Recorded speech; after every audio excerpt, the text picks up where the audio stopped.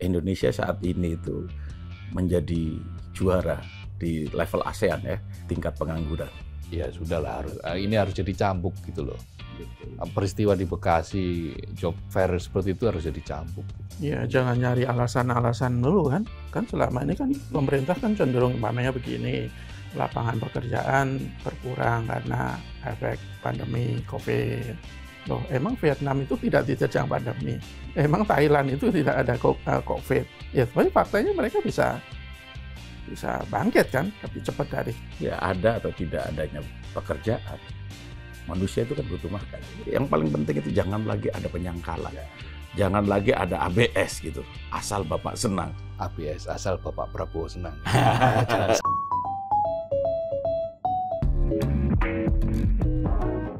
Halo Sobat Video Indonesia, salam sehat dan selalu semangat. Jumpa lagi bersama kami dalam program Ordal. Obrolan mendalam bersama orang-orang dalam. Saya Haryanto. Mas Jaka Budisanto. Iya Mas, siap. Sehat ya Mas? Sehat, alhamdulillah. Selalu sehat itu. Selalu sehat, selalu semangat. Masih kuat dia badannya. Masih kuat. Iya. Berdesak-desakan yang masih Iya. kuat. Kayaknya tadi ikut job fair ya. Sampai keringetan kan? Ikut berdesak-desakan. Gitu. Itu anak-anak muda lah. Anak-anak. Oh, tapi kan sekarang nggak ada batas usia. Yang tua pun yang sudah umur di atas 40 pun juga pada desak-desakan. Ya, kalau Mas Kohar beda. Eksekutif, pakai jas. Dia didesak-desaki. Dia ditempel supaya diberikan peluang lah. Sehat aja. Alhamdulillah, agak bersedikit batuk lah. Oh, kenapa itu? Kenapa? Flu lah. Ini cuacanya agak kurang mendukung dan kalau suka merinding gitu. Oh iya. Menggigil merinding lihat ribuan orang itu. Kemarin iya saya juga merinding itu. Saya yang sampai bukan ribuan itu Mas. 25.000. Iya, sekitar kalau data dari Bekasi. Iya, 25.000 memperebutkan 2.500 sekian lah ya. Dan itu pun belum tentu itu pun benar. Ada yang bilang. Ada yang bilang. Formalitas untuk menggugurkan kewajiban. Betul. Karena kalau enggak bisa kena tegur dari Dinas Tenaga Kerja. Tenaga Kerjaan. Nah, kalau memang betul seperti itu adanya, waduh, ini sangat berbahaya karena kita menghadapi situasi yang semakin tidak menentu. Iya, betul. Dari ini kita ngomong ya, gitu langsung. Biasa kan langsung dibuka dengan merinding tadi itu. Oh iya. Ya tapi memang betul bikin merinding. Saya miris prihatin kalau melihat kemarin itu antrean yang begitu. Itu baru di satu titik. Iya, di satu titik. Di beberapa titik, di beberapa kota kurang lebih sama potretnya. Betul. Ini sebenarnya gejala apa nih Mas? Gini, kalau kita lihat tren jumlah pekerja, angkatan kerja dengan daya serap lapangan kerja itu kan memang selalu tidak seimbang. Jumlah pekerja itu selalu bertambah mengikuti deret ukur. Sementara jumlah lapangan kerja yang berhasil disediakan itu mengikuti deret hitung. Jadi deret hitung ya 1, 2, 3, 4, 5, 6, 7, 8, 10. Tapi kalau deret ukur kan 1, 3, 6, 9 dan seterusnya. Itu deret ukur. Artinya pencari kerja selalu lebih banyak daripada lapangan kerja. Dan bukan hanya mereka yang nganggur yang memburu job fair itu, tapi mereka yang setengah menganggur, mereka yang pura-pura kerja padahal 20% saja kerjanya, 80%-nya nganggur gitu kan. Itu nggak tahu kalau Pak Jaka itu berapa persen nganggurnya. Jadi mungkin jangan-jangan dia diam-diam ikut job fair kemarin juga kan, makanya kan kita curigai tadi itu kok sering keringetan sekarang gitu kan. Tapi jangan-jangan talent scouter ini. Gitu ya. Mencari bisa jadi usahanya Mas Jaka yang punya sedang usaha, berjalan sedang berjalan ya. Tapi pasti tidak diwajibkan untuk mengikuti membuka job fair kan, membuka lapak job fair. Jadi mereka yang bekerja di sektor informal pun begitu mendengar pengumuman ada job fair, mereka pasti akan memburu. Karena bekerja di sektor informal itu ya tidak seenak, tidak senyaman mereka yang di sektor formal. Di mana bedanya ya? Sektor formal kan jelas ada jaminan hari tua misalnya, nanti ada hitung-hitungan PHK, ada jaminan kesehatan, ada jaminan sosial tenaga kerja, ada lagi kecelakaan kerja dan seterusnya, yang ukurannya itu sudah jelas. Ini bagi karyawan formal, perusahaan, industri, korporasi, dan seterusnya. Tetapi kalau yang di sektor informal, ya repot. Jadi penarik ojek online, driver taksi online, itu kan sektor informal semua. Penjual di sektor UMKM, itu juga sektor-sektor informal yang tidak ada jaminan. Maksudnya tidak ada jaminan pensiun, tidak ada jaminan hari tua, tidak ada jaminan kesehatan, kecuali dia mengusahakan sendiri ya. Harus keluar kantong sendiri. Sementara kalau jaminan-jaminan yang disebut tadi kan ada sharing antara pekerja dan pemberi kerja kan gitu. Aturannya gitu.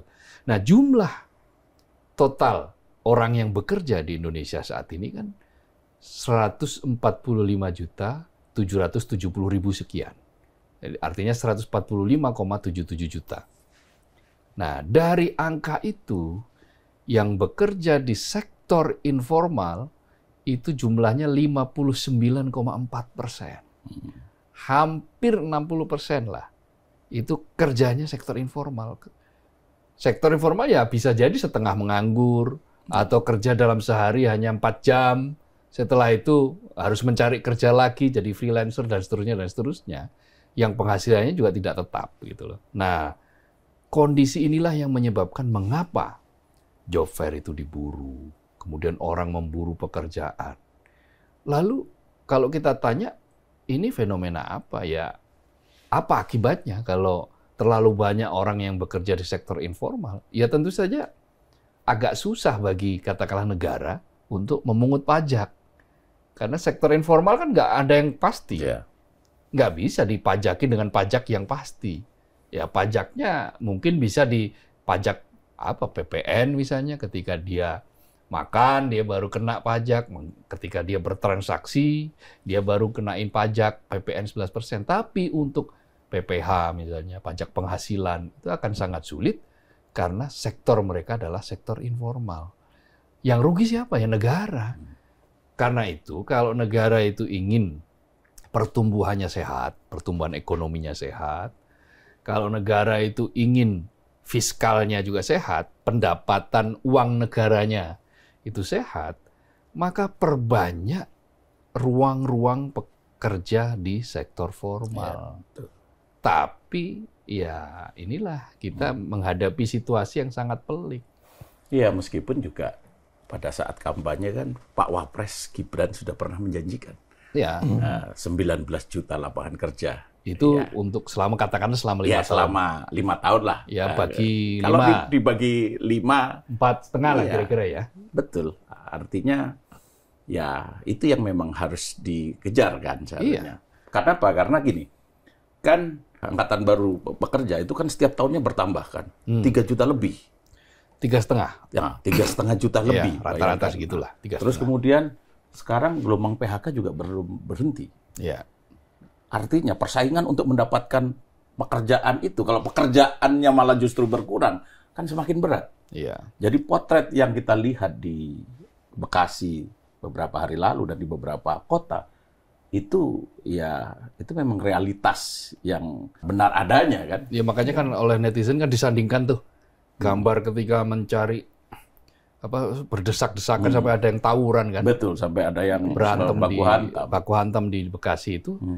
Lalu kemudian di bawahnya itu ada gambar pidato 19 juta lapangan kerja. Jadi apa yang disampaikan oleh Kepala Biro Kementerian Tenaga Kerja yang mengatakan bahwa itu bukan sulitnya mencari pekerjaan. Karena tingginya animo masyarakat tapi karena tingginya animo masyarakat untuk melihat job fair. Jadi seperti apa, Mas Jaka? Iya, jadi kalau menurut saya, ya gimana ya kalau kita tidak mengakui masalah yang ada, ya kita pasti tidak punya solusi untuk menyelesaikan masalah kan. Ya tapi pastilah salah satu masalah utama kita itu adalah sulitnya mencari pekerjaan. bahwa kemarin di Cikarang ya, di Cikarang. Ya, itu kan hanya salah satu contoh. Sebelumnya itu juga banyak. Paling tidak sejak 2023 lah, itu sudah sangat-sangat sering terjadi atau sering disajikan di media sosial bagaimana antrean panjang para pekerja kita untuk mendapatkan pekerjaan. Salah satunya di Ciamis kalau tidak salah. Bukan job fair, hanya untuk bekerja di warung seblak. Coba bayangkan, ratusan orang, anak-anak muda, dia antri sampai berdesak-desakan hanya untuk bekerja di salah satu warung seblak. Itu bagaimana bagaimana kita tidak mengakui bahwa negara kita itu sedang kesulitan untuk mendapatkan pekerjaan. Kemudian juga di Cianjur 2023 juga kalau tidak salah, itu puluhan ribu antri berdesak-desakan untuk bisa bekerja di pabrik sepatu. Kemudian kalau kita di Jakarta beberapa bulan terakhir itu juga ratusan orang antri untuk menjadi tenaga PPSU. Jadi ya fakta yang ada bahwa memang kita tuh sedang kesulitan untuk mencari pekerjaan. Jadi kalau pemerintah kemudian menyebut bahwa itu bukan potret sulitnya mencari kerja, ya saya agak susah untuk memahami.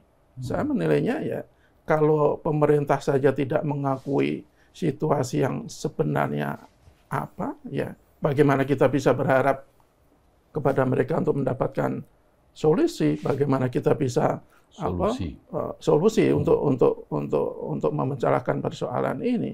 Jadi menurut saya yang paling penting adalah pemerintah harus mengakui dulu lah bahwa situasi sekarang itu memang tidak bagus, bahwa angkatan kerja dengan lapangan pekerjaan di negara itu sangat tidak sebanding. Kalau kita lihat data ya, data terakhir itu selama 10 tahun Pak Jokowi menjadi presiden, itu kan hanya tercipta 10,56 juta lapangan kerja di sektor formal. Jauh menurun dibandingkan ketika Pak SBY selama 10 tahun menjadi presiden, itu tercipta 19,07 lapangan pekerja. Lapangan kerja. Ya, 19,07 apa? Ya, juta ya, untuk formal ya. Jadi memang lapangan kerja formal kita itu yang menurun, sementara angkatan kerja kita ya terus pasti bertambah. Belum lagi yang PHK. Ya. Terakhir itu ada tambahan berapa? 28.000 ya. Sekarang sekitar sampai berapa tuh? Bulan April itu sudah 27.000. Ya itu kan itu versi Kementerian Tenaga Kerja. Ya, belum versi kalau yang Apindo lebih banyak. Lagi kan. Jadi kan persoalannya bertumpuk-tumpuk nih. Jadi yang untuk mereka yang fresh graduate misalnya, itu juga belum tentu bisa mendapatkan pekerjaan. Paling tidak lapangan yang tersedia tidak sebanding dengan lulusan, belum ditambah lagi yang PHK yang mesti nyari pekerjaan baru. Jadi pemerintah harus menerima dulu fakta yang tidak mengenakan ini. Jadi dengan begitu mereka bisa lebih serius atau lebih konkret membuat solusi-solusi. Tapi kalau belum apa-apa sudah tidak mengakui persoalan yang terjadi sebenarnya bagaimana kita bisa berharap kepada pemerintah? Ya kalau tidak sulit mencari kerja kan tidak mungkin seorang atau seseorang yang ijazahnya S1 atau sarjana memilih pekerjaan atau mencari pekerjaan yang levelnya jauh di bawah strata pendidikannya. Ada salah satu media itu yang wawancara dengan beberapa lulusan S2. Itu dia akhirnya pasrah. Dia bekerja sebagai office boy ada. Kemudian sebagai tukang security, ada juga akhirnya juga ngojek online. Ya itu fakta gitu loh. Fakta yang harus diakui. Kalau fakta itu tidak akui ya sulit kita mengharapkan pemerintah. Jadi kalau melihat beban sekarang ya Mas Kohar, dengan banyaknya angkatan kerja baru gitu tadi udah 3 juta lebih ya, 3.500.000. Terus kemudian gelombang PHK yang belum berhenti, kondisi ekonomi yang juga belum membaik, gitu kan pertumbuhan ekonomi juga meleset dari target kan? Iya, turun kan 4,87%. Nah, sebenarnya ya apa yang harus dilakukan oleh pemerintah saat ini untuk mengatasi persoalan yang nanti suatu saat akan menjadi gelombang besar ini? Bisa jadi bom waktu. Iya, menjadi bom waktu. Sebetulnya begini, ada teori yang menarik dari Amartya Sen. Dia ini seorang ekonom, seorang peraih Nobel, seorang ahli yang merumuskan bahwa kebijakan pembangunan itu tidak terpisah dengan kebijakan-kebijakan yang lain. Jadi, pendekatan untuk mengatasi kemiskinan, mengatasi pengangguran, itu tidak bisa hanya dengan kebijakan-kebijakan ekonomi. Dia jauh lebih dari itu adalah kebijakan politik. Itu jauh lebih penting, itu menurut Amartya Sen ya. Itulah kenapa kemudian dia memakai teori pentingnya kapasitas. Jadi meningkatkan kapasitas orang. Nah, meningkatkan kapasitas masyarakat itu bagaimana caranya? Melalui partisipasi.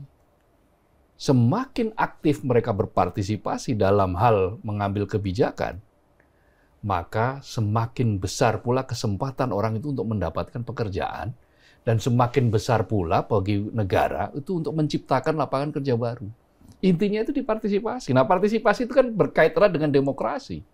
Tidak mungkin ada partisipasi yang bebas, yang aktif dari bawah, kalau tidak ada demokrasi. Nah, sementara kita kan juga menghadapi situasi tantangan ini, demokrasi kita kan. Partisipasi kita kan juga lebih banyak orang cuek kan, dibandingkan dengan mereka yang mau berpartisipasi. Kenapa? Karena setiap mau berpartisipasi, belum apa-apa sudah dicap pembangkang. Lalu kemudian dia kena cap, dia melawan kekuasaan, melawan pemerintah. Nah, hal-hal semacam ini mestinya tidak boleh hidup kalau negara ini ingin mengatasi kemiskinan, ingin mengatasi pengangguran. Nah, resep dari Amartya Sen ini sepertinya agak luput untuk dicoba. Bayangkan, baru mau mengkritisi bagaimana Indonesia gelap, bagaimana Indonesia ini susah mencari kerja. Kan Indonesia gelap itu kan sebetulnya beririsan dengan isu susahnya mencari pekerjaan kan. Kabur aja dulu misalnya, waktu itu kan ada begitu.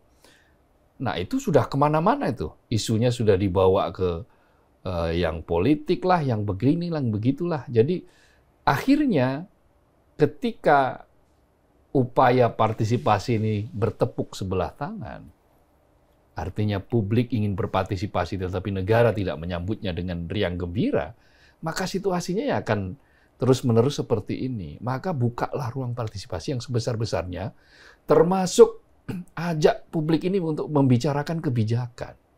Undang-undang misalnya. Jangan undang-undang itu 3S. Ya. Sluman, slumun, selamat. Atau sluman, slumun, nggak selamat gitu kan. Jadi secara diam-diam, tidak mengikutkan partisipasi dari publik. Nggak bisa seperti itu. Jadi kunci dari sebuah negara itu tercapai kemajuan, pemerataan ekonomi, kian menipisnya pengangguran, kian mengurangnya kemiskinan, maka dia harus menempuh jalan demokrasi yang betul-betul demokrasi yang dijalankan secara benar gitu loh. Ada partisipasi aktif publik di situ. Ada kepesertaan mereka dalam merumuskan kebijakan-kebijakan. Tidak baru ngomong mengkritik soal membuat tulisan soal aja langsung dibungkam. Yeah. Langsung ada yang teror. Jangan tinggal di Indonesia. Nah, kan ada akhirnya ada yang mengatakan ya sana kabur aja kalau perlu nggak usah balik. Kan Wamen bilang begitu, Wamen ketenaga kerjaan kita. Nah, ini yang hal-hal semacam ini mestinya sudah tidak lagi hidup di Indonesia. Itu apa yang disampaikan Amartya Sen itu kalau bisa dilaksanakan secara benar, maka tentu ini yang ngomong peraih Nobel. Betul. Nobel bidang ekonomi loh, yang teorinya pasti sudah terbukti di mana-mana. Dia dan berbagai riset juga membuktikan kok bahwa demokrasi yang benar, partisipasi yang benar dari publik itu akan meningkatkan derajat keekonomian sebuah negara, perekonomian sebuah negara. Nah, kalau industri tumbuh, ruang-ruang bagi industri itu diberikan ruang-ruang yang lebar, yang luas, maka akan banyak sekali pekerja yang terserap. Pekerjaan tersedia, lapangan kerja ada, pekerja terserap. Nah, sekarang industri kita banyak lagi gangguan. Baru mau mendirikan perusahaan sudah ada yang minta jatah 5 triliun tanpa tender. Ya kayak kalau belum apa-apa sudah begitu, nanti begitu mendirikan perusahaan belum apa-apa sudah datang nih jatah reman. THR bagaimana, ini bagaimana, ada aja uang bulanan bagaimana. Nah, kalau gangguan-gangguan semacam ini tidak dibereskan oleh negara, ya jangan salahkan kalau Vietnam itu melesat. Jangan salahkan kalau Vietnam itu apakah pertumbuhan ekonominya, pertumbuhan industrinya, pengurangan penganggurannya, itu cepat sekali. Kenapa? Karena mereka sadar bahwa mereka tidak punya alam sekaya Indonesia, tapi mereka punya komitmen. Punya komitmen untuk memperbaiki regulasi. Punya komitmen untuk membersihkan gangguan-gangguan bagi mereka yang mau berinvestasi. Jadi betul-betul kalau mau investasi itu disediakan karpet merah, bukan kapak merah. Gitu loh. Kalau di sini masih baru mau investasi ya udah diacungi. Iya, jadi iklim usaha itu memang mau tidak mau harus disehatkan. Dan itu domainnya pemerintah. Hal yang harus dilakukan oleh pemerintah kan. Termasuk juga ya satu, memperpendek birokrasi misalnya untuk usaha. Kedua, menghabisi itu premanisme. Mau premanisme berkerah putih atau premanisme jalanan. Karena sampai sekarang seperti yang tadi Mas Kohar sampaikan, itu adalah pengganggu paling serius gitu loh. Belum mau berinvestasi sudah dimintain jatah macam-macam gitu kan. Belum lagi usaha yang sudah berjalan kan. Itu kan karena terlalu banyak yang meminta jatah sana-sini, terus kemudian ya soal aturan main yang juga tidak jelas, akhirnya kan banyak yang cabut dari negara kita kan. Nah, ini adalah persoalan serius kan. Di luar juga menyiapkan lapangan pekerjaan, yaitu tadi untuk 3 juta lebih angkatan kerja baru. Nah, belum lagi yang PHK tadi itu kan.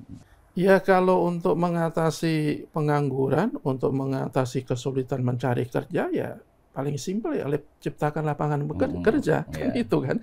Ya, jadi caranya menciptakan lapangan pekerjaan bagaimana? Ya, ciptakan iklim investasi yang bagus. Nah, persoalannya, apakah iklim investasi di negara kita emang sudah bagus?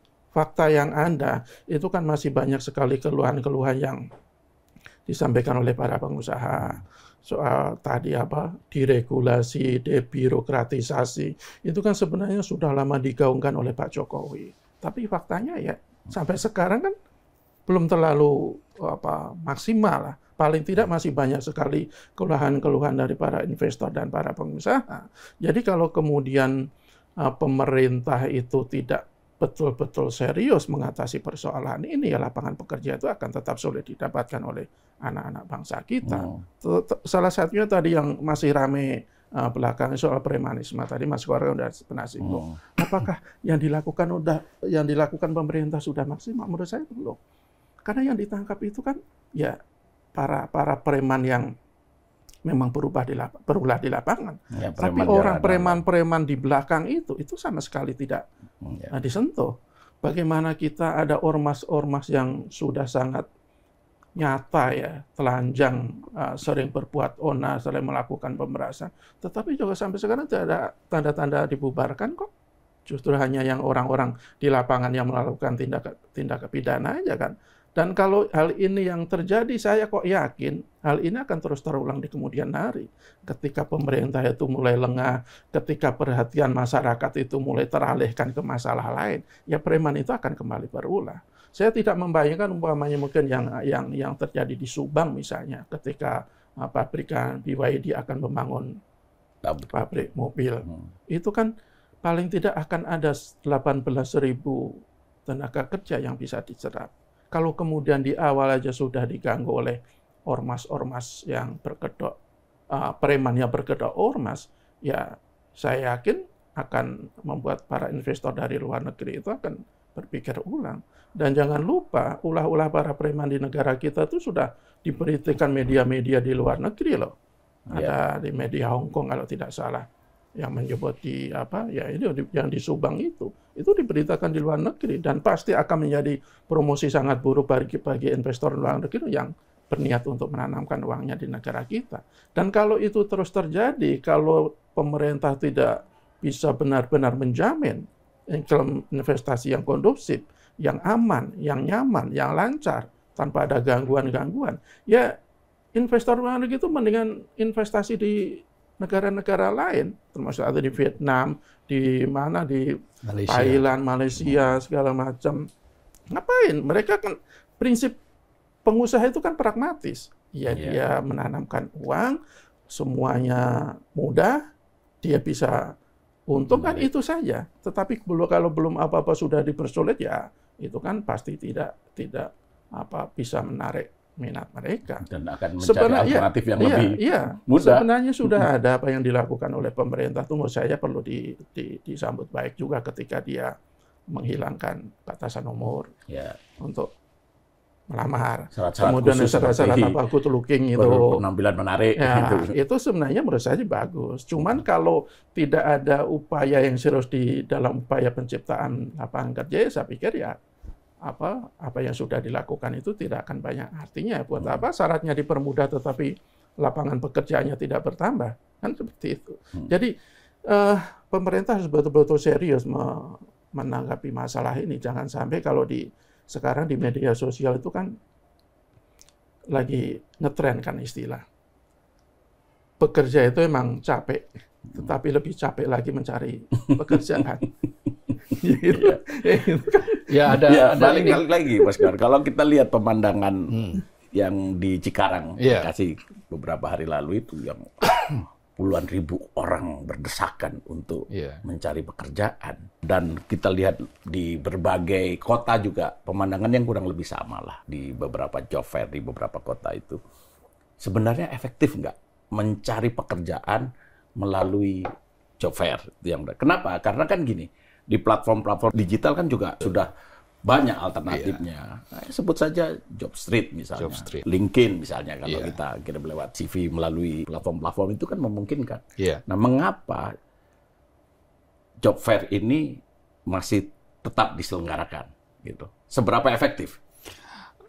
Kalau menurut para ahli yang sudah pernah melakukan penelitian terhadap ini, era sekarang itu jauh lebih efektif yang tadi Mas Har sebut tadi itu. Apakah melalui Jobstreet atau melalui LinkedIn. Pokoknya yang tidak berkumpul sampai berkeringat, berpanas-panasan yang berpotensial saling sikut itu. Karena ya sekali lagi, kalau betul kita telusuri misalnya, banyak sekali job fair itu yang sekadar formalitas untuk menggugurkan kewajiban agar mereka tidak kena denda. Kan sebuah perusahaan swasta nih, di suatu daerah begitu misalnya, mereka ada kewajiban untuk ikut serta di dalam pameran bursa kerja. Kalau mereka tidak ikut serta, maka konsekuensinya akan didenda. Nah, daripada didenda, ya sudah, buka saja. Nah, di job fair itu kan tidak diikuti dengan walk-in interview. Tidak diikuti dengan wawancara langsung kan di situ.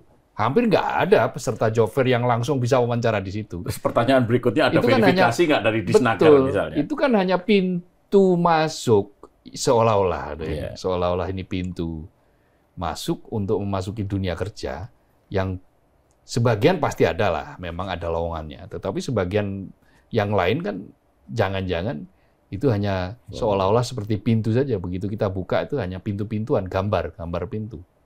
Nah, itu yang membuat sebetulnya perburuan kerja melalui Jobstreet itu melalui job fair itu tidak efektif.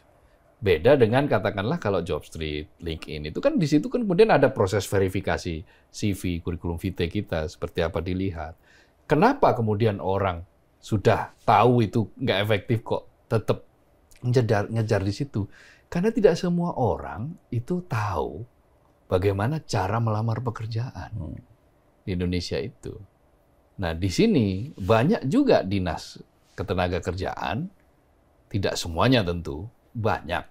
Artinya banyak itu ya lebih dari 100 mungkin dinas ketenagakerjaan yang mereka ini tidak mengedukasi publik.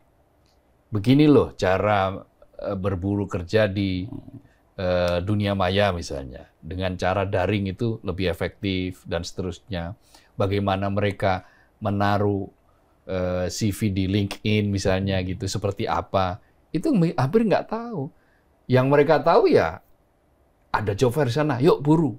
Ya akhirnya mereka berbondong-bondong, masih ibarat katakan kita ini masih punya dua pintu nih. Pintu manual sama pintu yang sudah digital kan gitu. Nah, sementara yang pintu manual ini juga masih banyak loh. Jangan dikira semua di kita. Di kita itu memang ya orang paham TikTok cepet. Tapi ketika sudah terkait dengan hal-hal yang lebih serius, misalnya bagaimana menghadapi pekerjaan, bagaimana menyusun CV, nah itu sudah mulai pusing.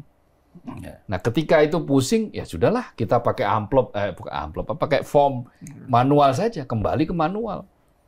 Nah, hal-hal semacam ini mestinya ini menjadi tugas pemerintah di berbagai lini, termasuk di dinas-dinas ketenagakerjaan, untuk mengedukasi publik, untuk campaign terhadap publik, proses pekerjaan itu apa. Itu yang tadi saya katakan sebagai bentuk partisipasi. Kalau di kantor-kantor dinas itu dibuka pemberitahuan hal-hal yang terkait seperti itu, orang akan berbondong-bondong. Akan berbondong-bondong minimal bertanya, seperti apa sih saya kalau ingin menyambung ke LinkedIn? Bagaimana sih saya membuat CV yang benar? Ini persoalan-persoalan yang sederhana, tetapi itu pun kita luput gitu loh. Nah, mestinya kita sudah tidak boleh seperti ini. Belum lagi kalau kita bicara dalam skala besar, tadi dikatakan oleh Mas Jaka, di Subang misalnya diganggu preman. Saya menjadi maklum kalau KDM itu marah terhadap premanisme. Kalau KDM sampai mengatakan bahwa sudahlah itu singkirkan itu semua premanisme, karena ya dia sebagai pemimpin Jawa Barat kan, dia tidak ingin ada premanisme di Jawa Barat. Meskipun akhirnya dia ditantang oleh para mereka yang mengatakan ahli dan sebagainya dengan mengatakan apa urusannya KDM dengan saya, ada lagi yang menantang. Ya, sudahi hal-hal seperti itu. Mencari pekerjaan itu sekarang sulit. Jadi jangan ditambah sulit dengan teror-teror yang intimidatif seperti itu.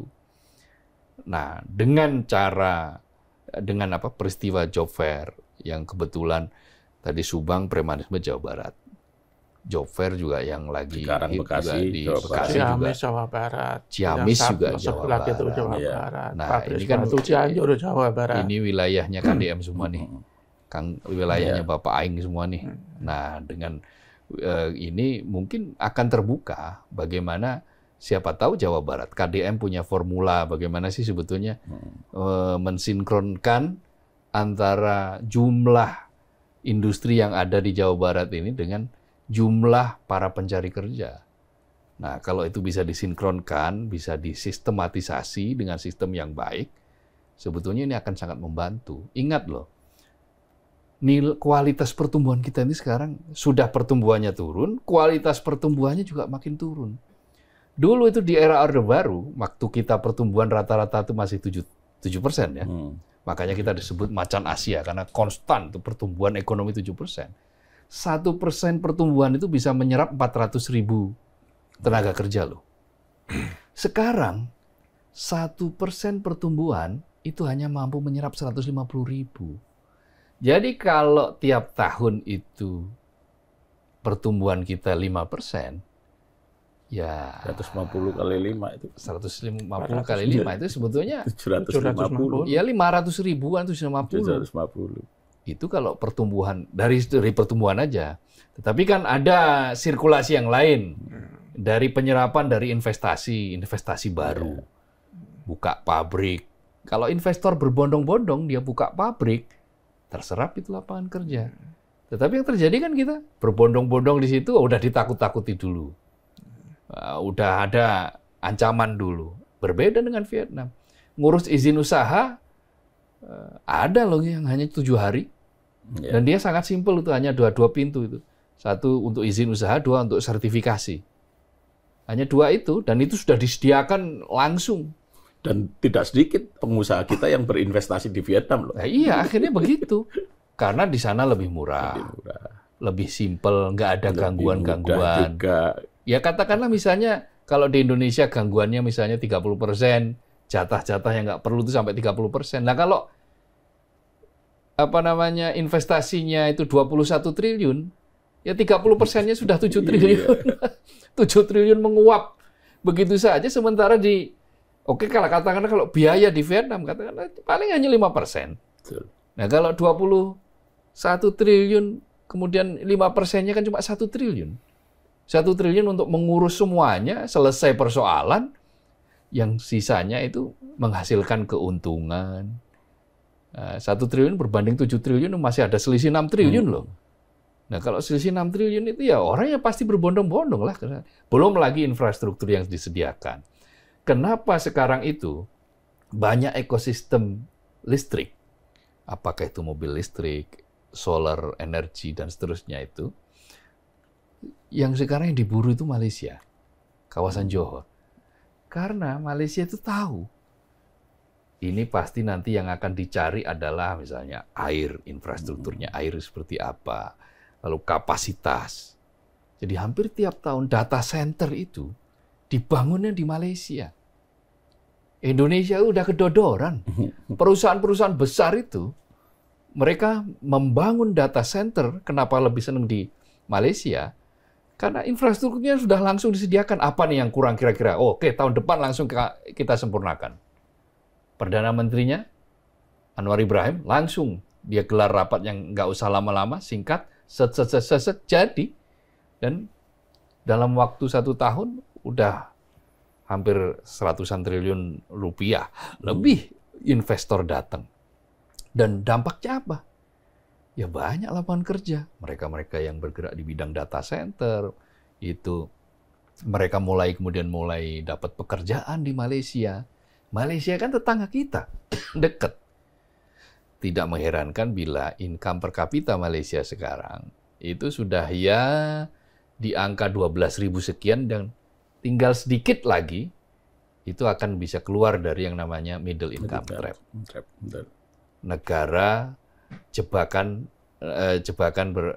negara berpendapatan menengah.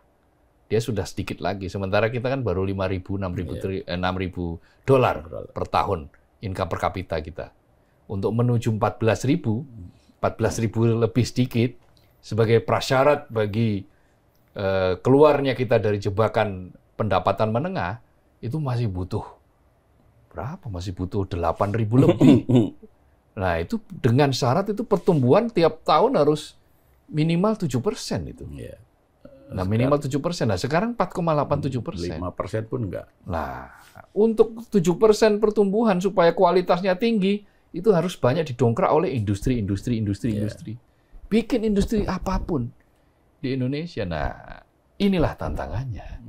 Jadi kalau apa yang tadi, fakta-fakta yang tadi disampaikan oleh Mas Kohar itu, jadi tidak mengherankan kalau Indonesia saat ini itu menjadi juara di level ASEAN ya, dari tingkat pengangguran. Kan saat ini tingkat pengangguran di negara kita ini kan tertinggi di ASEAN. 7,28 juta. 7,28 juta kan. Jumlah orangnya. Iya. 7.280. Dan Setelah itu Setelah PHK bertambah 83.000. 83.000 dan kemungkinan akan terus bertambah kan itu kan. Ya mudah-mudahan janganlah. Ya kalau melihat fakta hari ini gitu kan, Ya, ya kita tetap bisa antara harapan dan fakta. Kalau harapannya sih kita tentu saja berharap ya sudahlah, ini harus jadi cambuk gitu loh. Betul. Peristiwa di Bekasi, job fair seperti itu harus jadi cambuk. Ya, jangan nyari alasan-alasan dulu kan. Kan selama ini kan pemerintah kan cenderung umpamanya begini, lapangan pekerjaan berkurang karena efek pandemi COVID. Loh, emang Vietnam itu tidak diterjang pandemi. Emang Thailand itu tidak ada COVID. Ya, tapi faktanya mereka bisa bangkit kan lebih cepat dari kita kan. Jadi menurut saya alasan-alasan seperti itu ya nggak sulit lah untuk kita terima nalar kita itu. Jadi ya pemerintah memang mesti serius. Saya kira kok saya apa yang dikatakan oleh Ustadz Abdul Somad itu ada benarnya juga ya. Seperti apa? Ya kan dibilang gini, ya tugas negara itu tidak semata memberikan makanan kepada anak-anak. Tugas negara itu adalah memberikan pekerjaan kepada bapaknya, sehingga bapaknya itu bisa memberikan makanan bergizi kepada anak-anaknya. Jadi menurut saya kok apa yang dikatakan itu ya relevan dalam situasi sekarang. Ya kalau anak-anak dikasih makan oleh negara, tetapi bapaknya, orang tuanya masih nganggur, ya berat juga hidup mereka kan. Mungkin akan lebih ringan beban yang ditanggung oleh sebuah keluarga ketika bapaknya itu punya pekerjaan, punya penghasilan, dia akan memberikan anak-anak yang cukup gizi kepada anak-anaknya. Ya akan lebih bagus kalau negara tetap memberikan bantuan makan kepada anak-anak, tetapi yang paling penting negara harus betul-betul secepatnya menciptakan lapangan pekerjaan sehingga setiap bapak yang ada di negara kita itu punya pekerjaan, punya penghasilan sehingga mereka bisa menghidupi keluarganya. Dan saya pikir itu adalah tugas negara yang tidak boleh dinafikan dengan beragam alasan. Ya ada atau tidak adanya pekerjaan. Ya. Manusia itu kan butuh makan. Ya, iya betul. Kan? Dan yang terjadi hari ini akhirnya kan banyak di antaranya yang mengambil jalan pintas. Ya. Kita lihat ya banyak yang menjadi preman jalanan. Yang tidak perlu tukang parkir akhirnya di situ banyak tukang parkir.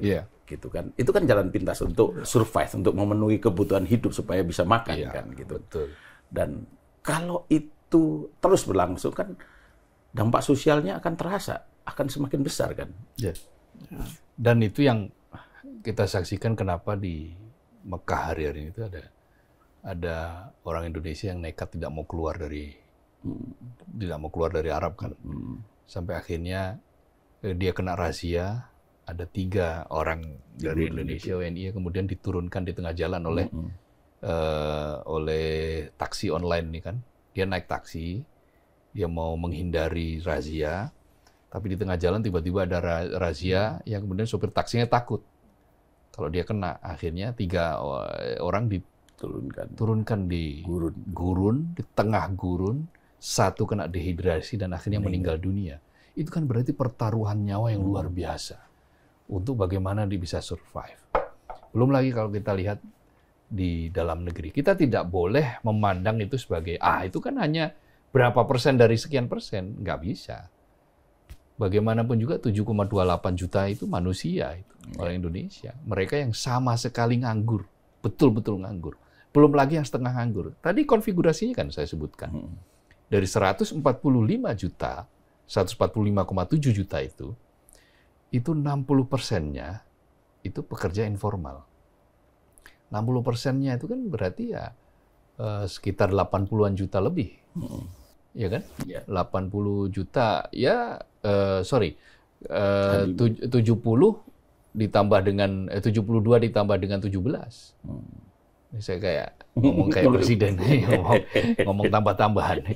72 ditambah dengan 17, katakanlah ditambah 18, kan berarti 90 juta. 90 juta orang itu boleh jadi separuhnya itu sebetulnya itu kerjanya hanya 20%, 80%-nya nganggur. Ngap-ngapan mereka.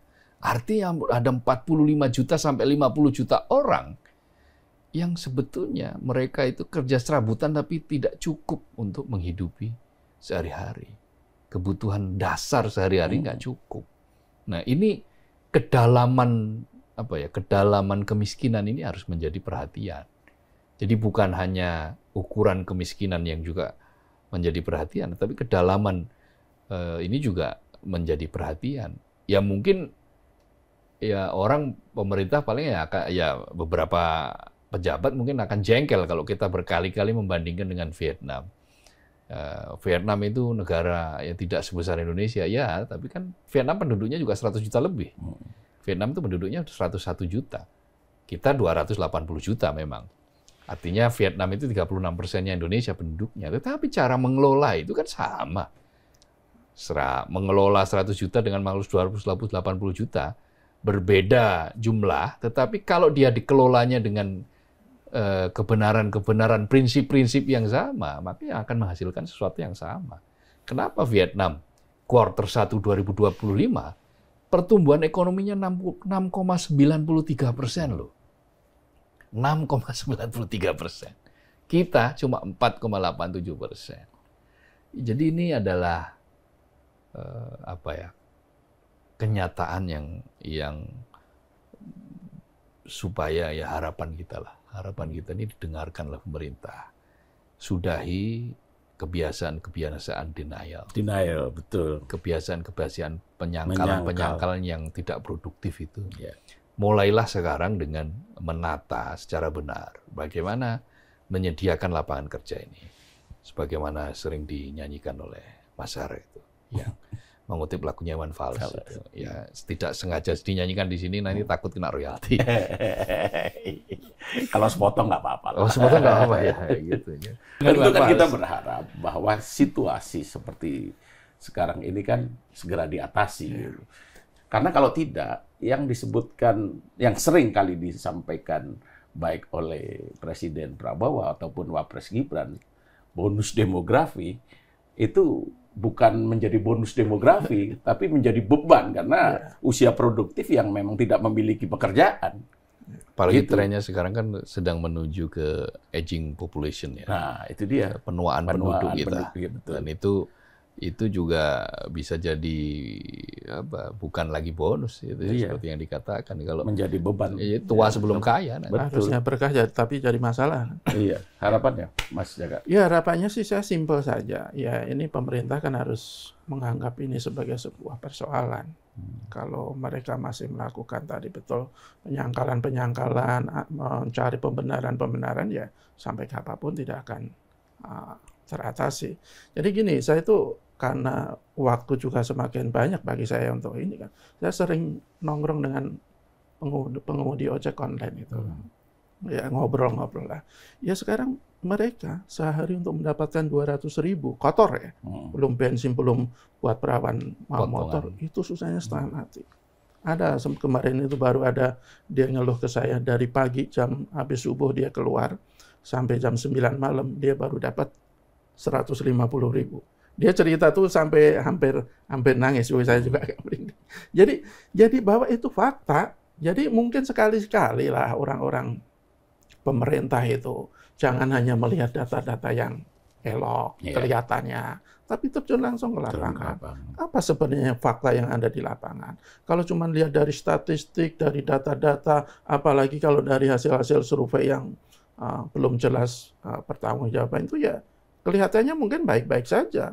Mungkin itulah salah satu ya alasan kenapa Kepala Biro Humas Kementerian Tenaga Kerja menyebut fenomena di Cikarang itu tidak menunjukkan bahwa negara kita tidak sedang sulit mencari pekerjaan. Dan saya yakin itu berbanding terbalik kok apa yang dia katakan itu dengan di lapangan. Jadi ya pemerintah harus mulai mengubah mindset-nya lah. Jangan menganggap sebuah masalah itu dengan cara-cara yang ya menganggap bahwa itu bukan masalah. Jadi kalau itu yang terjadi ya akan repot. Ya saya tunggu aja, kalau dulu kan waktu kampanye itu kan Mas Gibran itu udah bilang tenang Pak Prabowo, saya sudah di sini. Saya tunggu aja, tenang rakyat Indonesia, 19 juta lapangan kerja akan segera terrealisasi. Itu aja. Setidaknya tadi itu dibagi 5. Iya, sekitar 4 juta lebih. Itu sangat luar biasa itu kalau itu betul-betul. Kalau itu yang terjadi, saya mungkin bisa ini bahwa dia memang wakil presiden terbaik sepanjang sejarah Indonesia. Terhebat. Dan jangan lagi, yang paling penting itu jangan lagi ada penyangkalan. Jangan lagi ada ABS gitu. Asal Bapak senang. Iya kan? ABS asal Bapak Prabowo senang. Jangan sampai ada begitu. Sampai seperti itu. Harapannya, Mas Kohar. Ya, tentu saja perbaiki keadaan. Segera susun roadmap yang lebih jelas, lebih membumi. Terus gaungkan literasi kepada publik kita tentang bagaimana cara mencari pekerjaan yang lebih efektif. Dan juga perbaiki regulasi-regulasi. regulasi-regulasi yang menghambat, yang tadi saya katakan mengurus izin saja bisa 6 bulan. Sementara di Vietnam itu cuman ya paling lama 1 bulan. Itu kan 1/6-nya lebih cepat di Vietnam. Di Malaysia juga apalagi lebih cepat di situ. Ketika tetangga-tetangga kita sudah melakukan berbagai macam reformasi kebijakan, di kita itu malah datanglah preman. Ada mereka-mereka yang dibiarkan merajalela, yang mengganggu proses-proses siapapun yang mau mengembangkan usaha di Indonesia. Karena potensi kita sangat banyak kok. Kita ini negeri yang sangat kaya. Tetapi kesenjangan kita juga lebar. Kita ini bagaimana nggak senjang 50 orang, aset 50 orang terkaya di Indonesia. Itu setara dengan asetnya 50 juta penduduk Indonesia.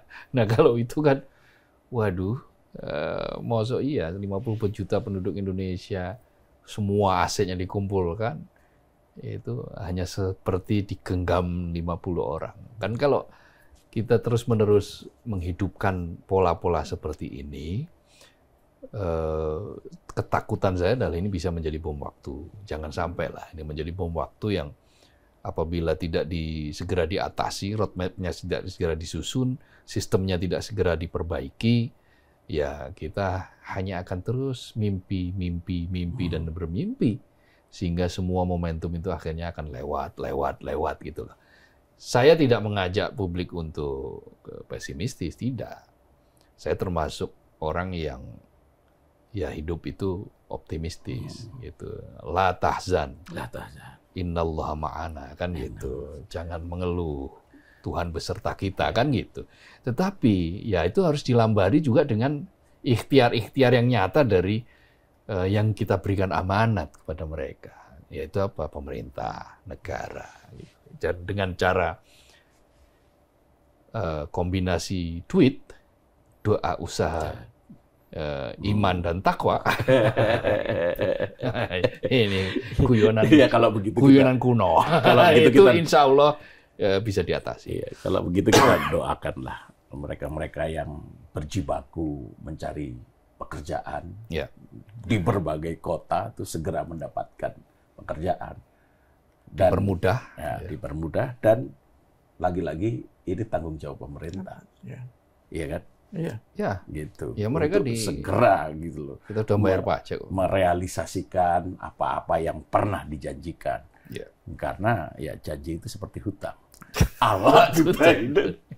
Oke, Sobat Media Indonesia, demikian perbincangan kami. Semoga bermanfaat. Salam sehat.